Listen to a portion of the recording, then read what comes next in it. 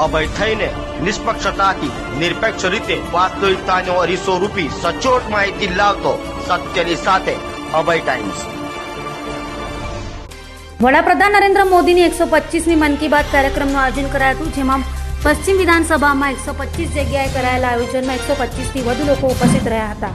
વડાપ્રધાન નરેન્દ્ર મોદી દ્વારા રવિવારે મન કી બાત કાર્યક્રમ યોજાયો હતો। વડાપ્રધાન નરેન્દ્ર મોદીના 125માં મન કી બાત કાર્યક્રમને લઈ સુરત પશ્ચિમ વિધાનસભામાં માજી કેબિનેટ મંત્રી અને પશ્ચિમ વિધાનસભાના ધારાસભ્ય પુણેશભાઈ મોદી દ્વારા 125 જગ્યા પર મન કી બાત કાર્યક્રમનું આયોજન કર્યું હતું, જેમાં 125થી વધુ લોકો હાજર રહ્યા હતા। તો વડાપ્રધાન નરેન્દ્ર મોદીએ દેશમાં બનતી સ્વદેશી વસ્તુઓનો ઉપયોગ કરવા મન કી બાત કાર્યક્રમમાં ભાર મૂક્યો હોવાનું જણાવાયું હતું।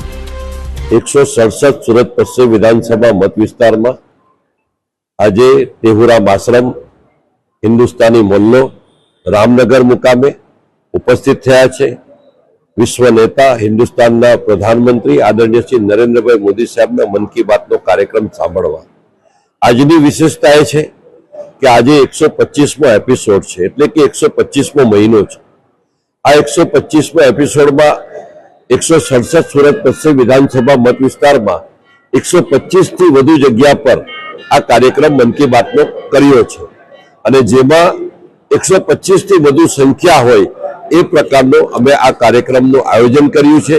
જે પૈકી આપ જોઈ શકો છો, ટેહુરામ આશ્રમમાં સમગ્ર રામનગરના, હિન્દુસ્તાની મોલ્લાના, સિંધી સમાજના આગેવાનો અહીંયા ઉપસ્થિત છે અને આ કાર્યક્રમ સુપેરે પાર પડાયો છે।